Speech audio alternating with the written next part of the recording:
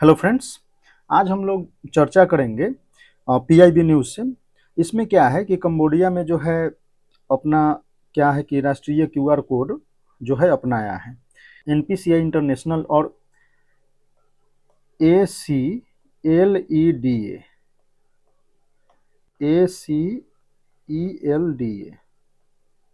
ठीक है, जो बैंक है कंबोडिया का राष्ट्रीय क्यूआर कोड KHQR KHQR के माध्यम से कंबोडिया में सीमा पार यूपीआई भुगतान शुरू किया गया है।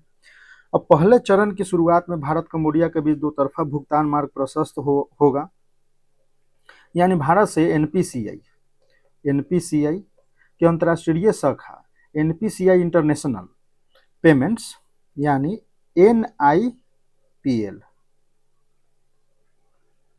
ठीक, ने कंबोडिया के यूनिफाइड पेमेंट सिस्टम यूपीआई को मंजूरी दी है। और वहां का बैंक क्या है? ACLEDA बैंक पीएलसी के साथ आधिकारिक तौर पर साझेदारी की है। तो इसके बारे में थोड़ा पीआईबी देख लेते हैं, उसके बाद कंबोडिया देखेंगे, एनपीसीआई वगैरह भी देखेंगे इसमें। तो नोम प्ने यानी कंबोडिया के राजधानी में जो है औपचारिक समारोह हुआ है और गवर्नर जो भी है ये सब आप देख सकते हैं, प्रतिनिधि मौजूद थे और क्यूआर कोड बाकोंग KHQR के माध्यम से क्यूआर भुगतान संपर्क स्थापित किया गया। पहले चरण में देखा जाए तो कंबोडिया का 45 लाख से अधिक व्यापारी यहाँ क्यूआर कोड से निर्बाध भुगतान कर सकेंगे। इसके बाद दो तरफा कॉरिडोर शुरू किया जाएगा और ये सब ठीक है, जिसमें लाखों भारतीय के लिए भी या लाखों भारतीय जो है वो क्यूआर कोड स्कैन करते हैं। बाकोंग के QHQR के माध्यम से अत्याधुनिक दोनों देशों के लिए वित्तीय नेटवर्क पूर्ण हो जाएगा। राजनीतिक प्रभाव की अगर हम बात करते हैं तो डिजिटल भुगतान में अगर दोनों तरफ बदलाव होता है तो यात्रियों को सुविधा होगी, स्थानीय व्यापारियों को आर्थिक प्रोत्साहन मिलेगा, परिचालन दक्षता हो गया। दुनिया भर में यूपीआई की पहुंच है, तो अब जो है 9वां हो गया है कंबोडिया, 9वां, यानी सिंगापुर, आप ये बोल सकते हैं कि सिंगापुर हो गया, संयुक्त अरब अमीरात हो गया, फ्रांस हो गया, मॉरिशस, नेपाल, भूटान, कतर, श्रीलंका हो चुका है। अब कंबोडिया जो है 9वां देश हो गया है। तो ये ध्यान रखना है। बाद में हम लोग एमसीक्यूज देखेंगे 10 क्वेश्चन। तो पहली बात है कि हम लोग एनपीसीआई पे बात कर लेते हैं। तो देखिए, एनपीसीआई हो गया national payment corporation of India, जो है ये एनजीओ है और इसकी स्थापना अगर हम बात करते हैं तो ये 2008 में हुई थी, ठीक।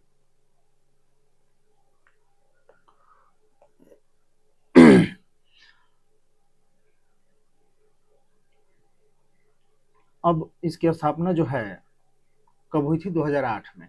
आरबीआई और इंडियन बैंक एसोसिएशन द्वारा देश भर में जो खुदरा भुगतान और निपटान प्रणाली जो है इन सब के संचालन के लिए किया गया था।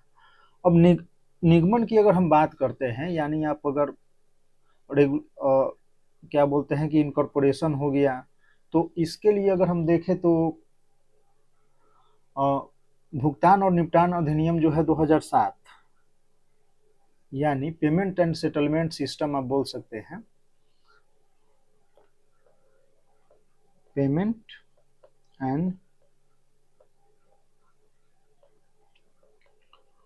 सेटलमेंट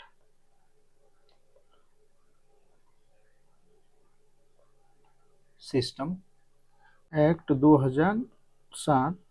तो इसके अंतर्गत, इसके प्रावधानों के तहत जो है कंपनीज एक्ट है, कंपनी अधिनियम,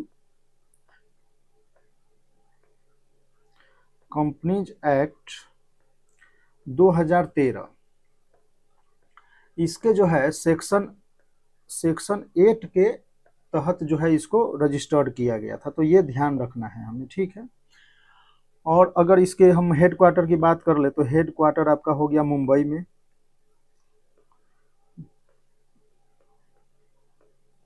मुंबई महाराष्ट्र।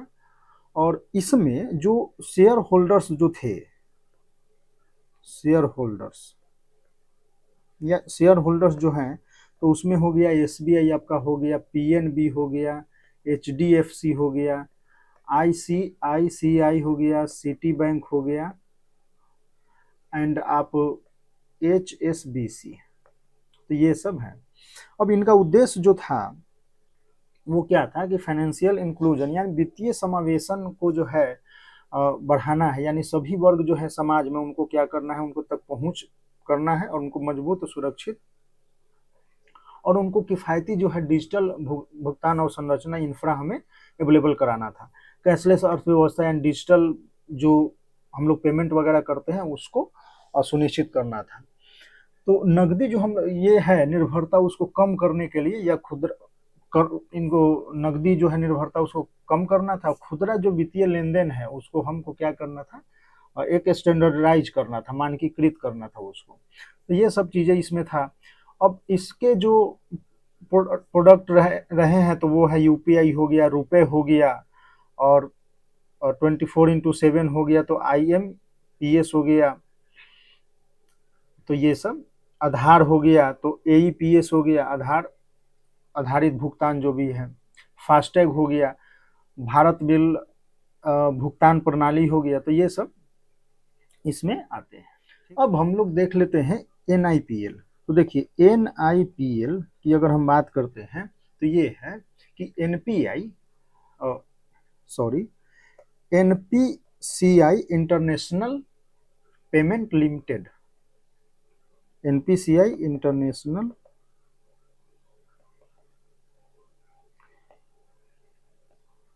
पेमेंट लिमिटेड, ठीक है। तो ये अब इंटरनेशनल पेमेंट के लिए जो है ये क्या है, ये पूर्ण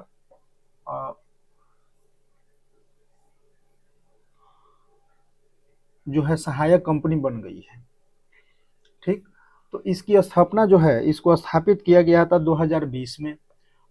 जो है NPIL जो है भारत की स्वदेशी जो हमारा डिजिटल भुगतान है, पेमेंट है, इसके लिए क्या है UPI, रुपए कार्ड, इन सबको वैश्विक बाजार में यानी अंतर्राष्ट्रीय स्तर पर फैलाने के लिए समर्पित है। अब इसका उद्देश्य है तो डिजिटल जो हमारा पब्लिक इंफ्रास्ट्रक्चर है DPI, डिजिटल पब्लिक इंफ्रास्ट्रक्चर है, तो इसका क्या है कि अंतर्राष्ट्रीय का ग्लोबलाइजेशन यानी वैश्वीकरण करना है। यानी इसका लक्ष्य जो है कि जो भी डिजिटल भुगतान है अन्य देशों में, तो उनमें है विशेष रूप से उभरती जो अर्थव्यवस्था है उसमें हमें निर्यात करना है। सीमा पार हम क्या करें कि मतलब जो रेमिटेंस है, यानी आप बोल सकते हैं कि कोर बॉर्डर रेमिटेंस, सीमा पार प्रेषण, भारतीय प्रवासी समुदाय के लिए जो है कम लागत में वास्तविक समय पे और P2P यानी व्यक्ति का पर्सन टू पर्सन जो है पैसे का क्या हो सके, हस्तांतरण हो सके। अब यात्रा में सुविधा हो जाएगी, इससे पर्यटन को या भारतीय पर्यटकों को या नागरिकों को जो यात्रा कर रहे हैं उनको रुपए कार्ड एप्स, रुपए कार्ड का उपयोग करके स्थानीय मुद्रा में व्यापारी से भुगतान कर सकते हैं। तो ये सब चीज़ें हैं। अब NIPL का और देखें तो ये परामर्श और प्रौद्योगिकी का हस्तांतरण करता है, जैसे कि पेरू में एक केंद्रीय रिजर्व बैंक और नामीबिया के बैंक के साथ साझेदारी करके भारत जो है भारत के जो नेटवर्क हैं वो समान जो है स्थानीयकृत त्वरित भुगतान और संरचना का निर्माण करने में सहायता किए हैं। सीमा पार ये संपर्क कर रहे हैं, यानी सिंगापुर के पेनांग हो गया, कंबोडिया के KHQR हो गया, मलेशिया के पेनेट हो गया, इसको हमें तो इन सब के साथ क्या कर रहे हैं, वो नेटवर्क जोड़ रहे हैं। तो ये सब ठीक ध्यान में रखना है। नेक्स्ट है कि अगर जब कंबोडिया की बात हो रही है तो हम लोग थोड़ा कंबोडिया के बारे में देख लेते हैं। तो कंबोडिया की राजधानी कहाँ है,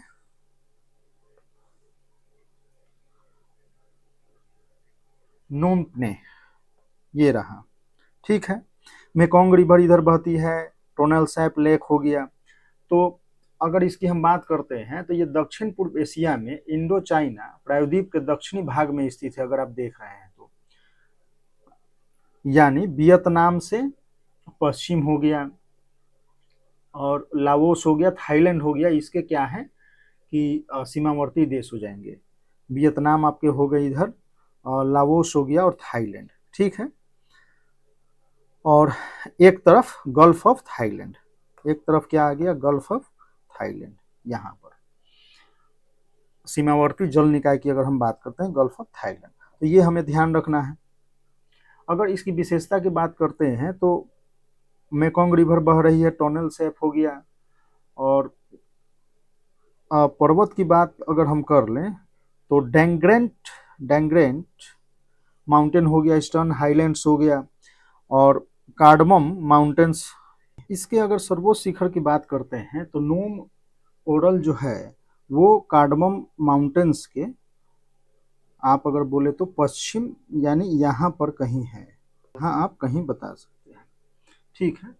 तो नोम ओरल जो है उसकी लगभग अगर आप बोल सकते हैं कि जो नोम ओरल है उसके साउथ वेस्ट में कंबोडिया में आप बता सकते हैं। और यहाँ पर बोकर नेशनल पार्क हो गया, ठीक है।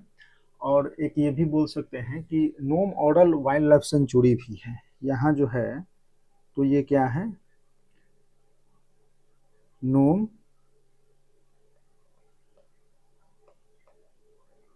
ओरल वाइल्ड लाइफ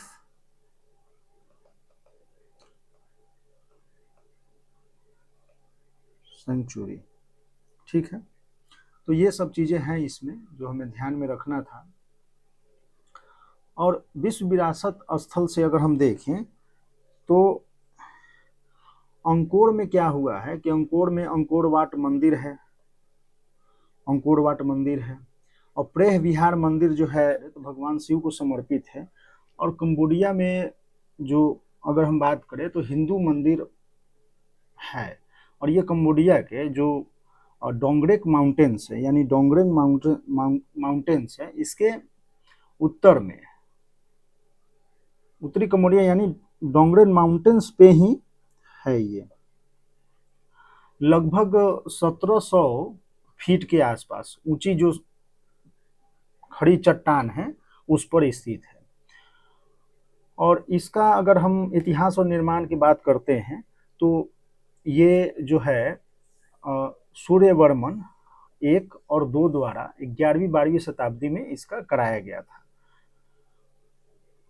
और इसको अगर हम बोले तो भगवान शिव के जो पौराणिक निवास है माउंट कैलाश, तो उसका इसको प्रतीक मानते हैं, ठीक है। गोपुरम है, इसमें सीढ़ियां हैं, नक्काशी द्वार हैं, यानी पत्थर के खंभे जो भी हैं ये है, ठीक। और इससे रिलेटेड एक न्यूज ये भी था कि अंतर्राष्ट्रीय विवाद हुआ था ये मंदिर को लेकर थाईलैंड और कंबोडिया के बीच में, ठीक है। तो थाईलैंड और कंबोडिया के बीच में जब हुआ था तो आईसीजे जो है अंतर्राष्ट्रीय न्यायालय 1962 में आईसीजे ने फैसला सुनाया था कि ये जो है कंबोडिया के अधिकार क्षेत्र में रहा है। तो क्षेत्रीय विवाद जो है थाईलैंड और कंबोडिया के बीच में भी, तो वो बोला था आईसीजेड बोला था कि ये कंबोडिया के अधिकार क्षेत्र में आता है। चलिए फटाफट हम लोग एमसीक्यू करते हैं साथ साथ। तो एनपीसीआई की अंतर्राष्ट्रीय शाखा का पूरा नाम क्या है, तो एनआईपीएल है। एनपीसीआई की अंतर्राष्ट्रीय शाखा का नाम क्या है, एनआईपीएल, यानी एनपीसीआई इंटरनेशनल पेमेंट्स लिमिटेड, ठीक है। अब कंबोडिया में यूपीआई भुगतान करने वाले एनपीसीआई इंटरनेशनल ने किस बैंक के साथ साझेदारी की थी, तो एक लेडा बैंक पीएलसी, ये ध्यान रखना है। कंबोडिया का राष्ट्रीय क्यूआर कोड क्या है, तो केएचक्यूआर है। नोम पनेह आयोजित औपचारिक समारोह में कंबोडिया के राष्ट्रीय बैंक एनबीसी के गवर्नर कौन थे, तो डॉक्टर चिया सेरे। ये आपको इस वाले में डॉक्टर चिया सेरे, ठीक है। और कहा गया, पहले चरण में भारतीय यात्री कंबोडिया में कितने व्यापारियों के यहाँ क्यूआर कोड भुगतान कर सकेंगे, तो 45 लाख से अधिक, ये है इसमें। इस साझेदारी से पहले चरण में किसे प्राथमिकता दी गई, तो किसे प्राथमिकता दी गई है, तो भारत से कंबोडिया जाने वाले यात्रियों को, ठीक है। यूपीआई को कंबोडिया से पहले कितने देशों ने स्वीकार किया था, तो 8 देशों ने। कंबोडिया जो है ये कौन सा है, 9th बन गया है।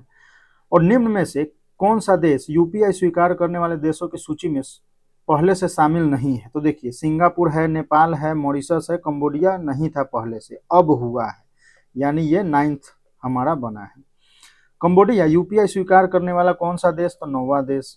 यह डिजिटल भुगतान कॉरिडोर यात्रियों के लिए किस समस्या का समाधान करता है? तो विदेशी मुद्रा का नकदी व भौतिक लेन देन की परेशानी की समस्या को क्या करता है?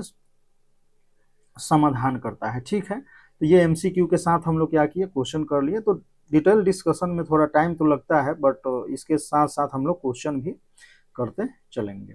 ठीक है, ओके, फिर मिलते हैं।